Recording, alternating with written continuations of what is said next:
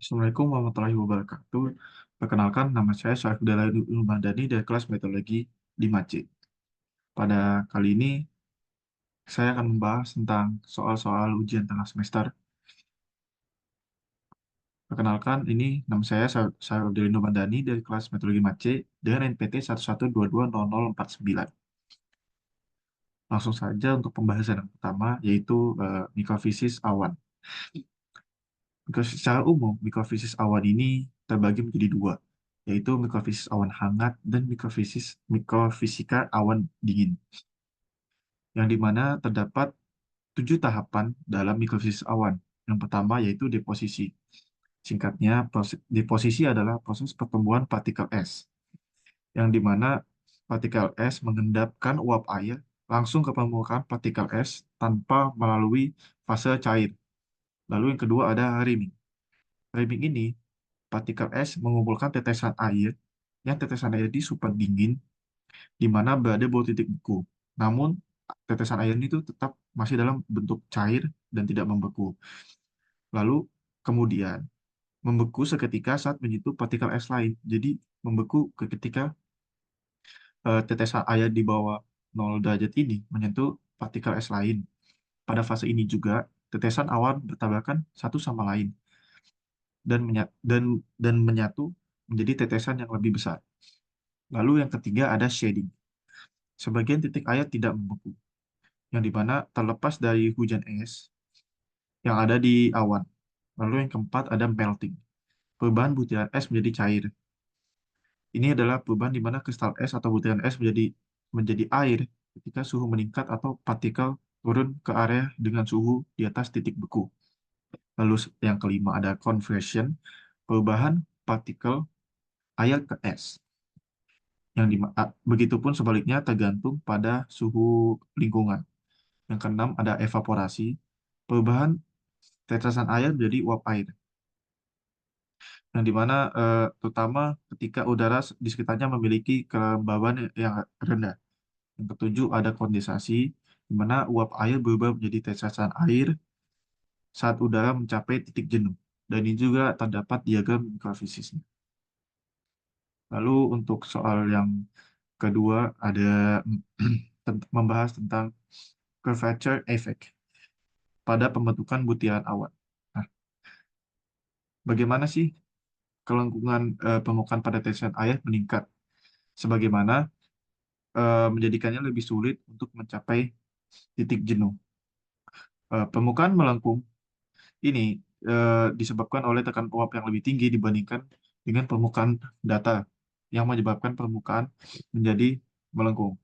Artinya, uap air harus mencapai tingkat jenuh yang lebih tinggi di sekitar partikel melengkung agar kondensasi terjadi. Fenomena ini bisa dijelaskan melalui persamaan Kelvin yang menunjukkan bahwa tetesan air dengan jari-jari lebih kecil membutuhkan kelembaban relatif yang lebih tinggi untuk memulai kondensasi. Jadi, semakin kecil ukuran tetesan, maka semakin sulit bagi uap air untuk mengembun, sehingga proses pembentukan tetesan lebih lambat terjadi. Lalu yang selanjutnya adalah solid effect pada pembentukan awan. Keberadaan zat terlarut pada inti kondensasi awan menurunkan tekanan uap air yang kemudian memudahkan terjadinya kondensasi pada kelembapan yang relatif rendah. Artinya apa? Eh, artinya zat yang terlarut pada molekul-molekul ini,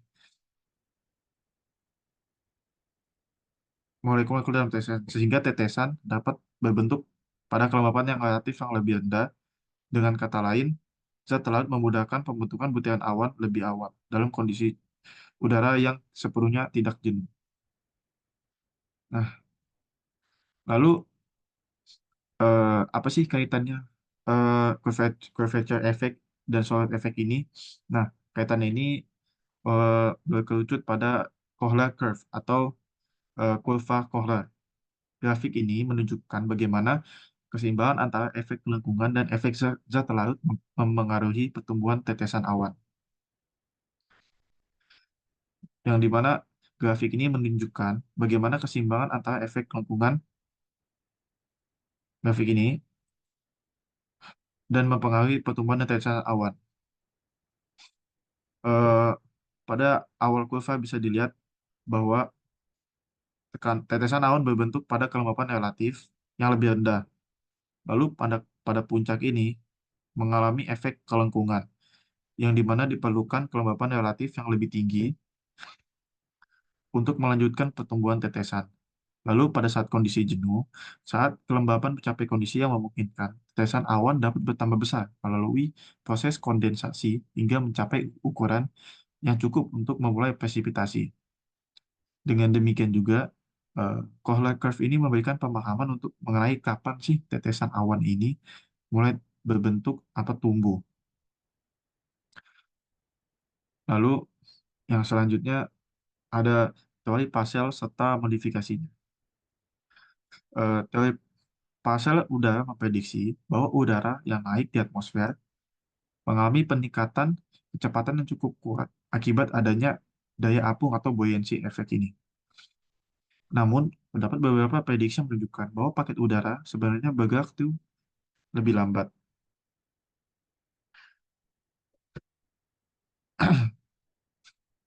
Oleh karena itu, modifikasi teori pasal ini dikembangkan untuk memperhitungkan efek-efek tambahan yang memperlambat akselerasi. Adapun juga modifikasi dalam teori pasal udara. Yang pertama adalah beban air kondensasi. Kondensasi dalam bentuk awan atau presipitasi menambahkan massa yang memberikan gaya ke bawah pada pasal udara. Dalam perhitungan suhu virtual digunakan untuk memperkirakan daya apung atau udara lembab.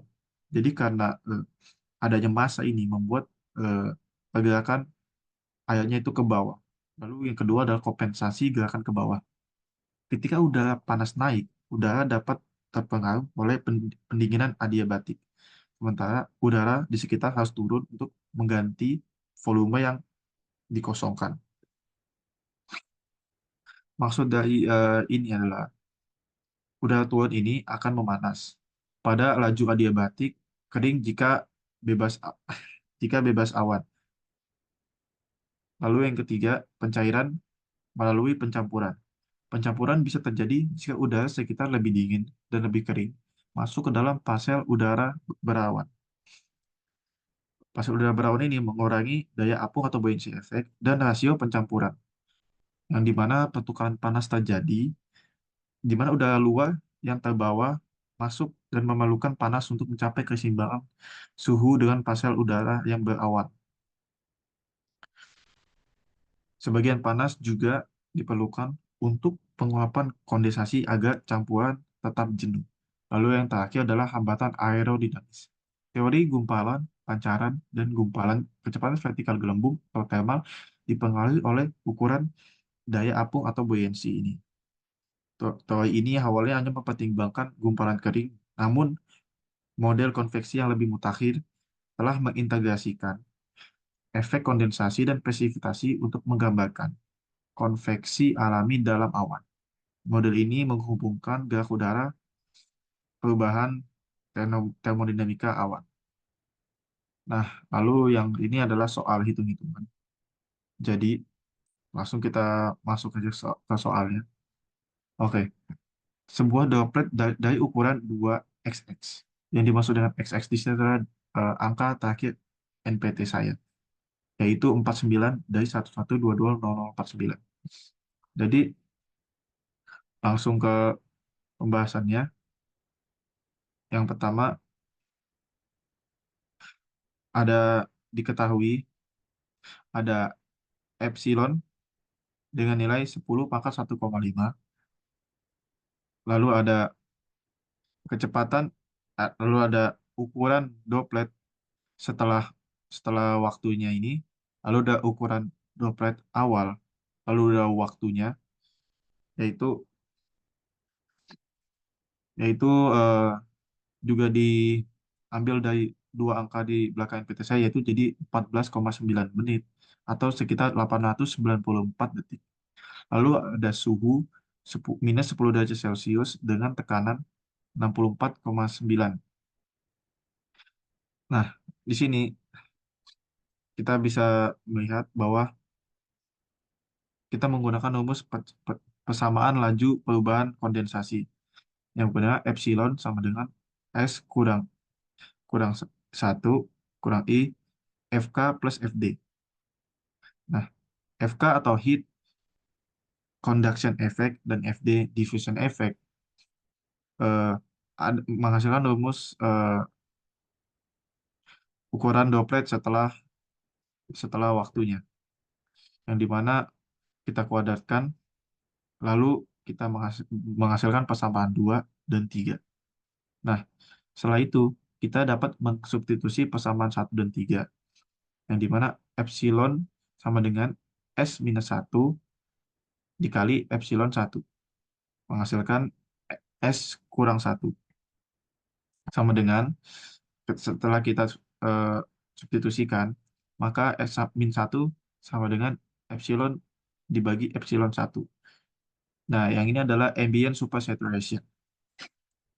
Lalu kita menggunakan persamaan kedua, lalu kita masukin angkanya yang telah diketahui, yaitu 34,9 mikrometer kuadrat dikurang 2,49 mikrometer kuadrat dibagi 2 dikali waktunya, 894 detik.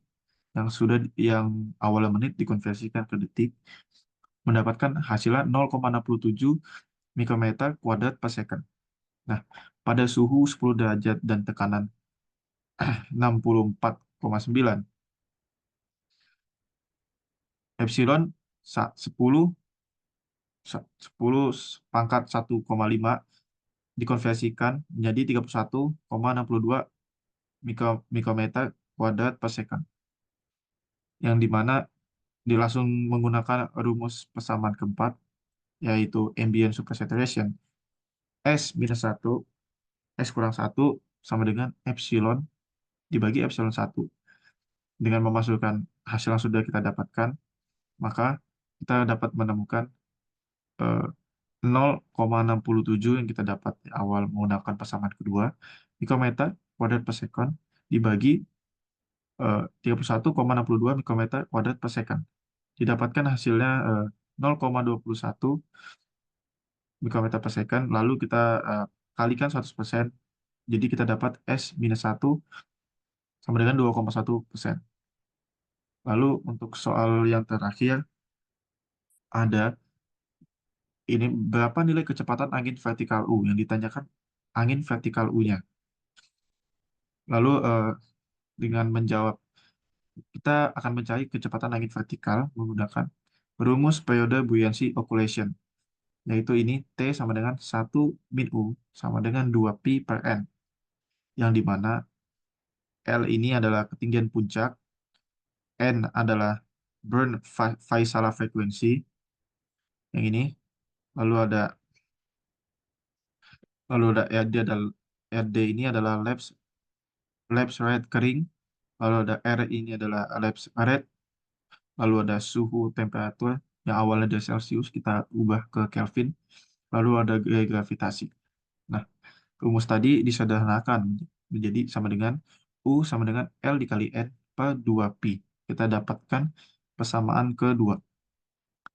Lalu dengan nilai N, N sama dengan gaya gravitasi dibagi oleh suhu dalam kurung left rate kering, laju left rate kering dikurang left rate di akar kuadrat setengah.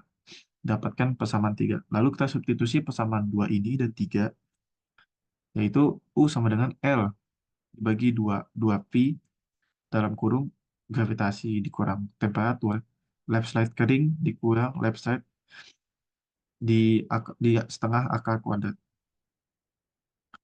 Nah, kita masukkan yang telah diketahui seperti eh, puncak ketinggian ini kita ubah ke meter, lalu pi ini adalah 3,14, lalu kita hitung dan menghasilkan 10,31 meter per second.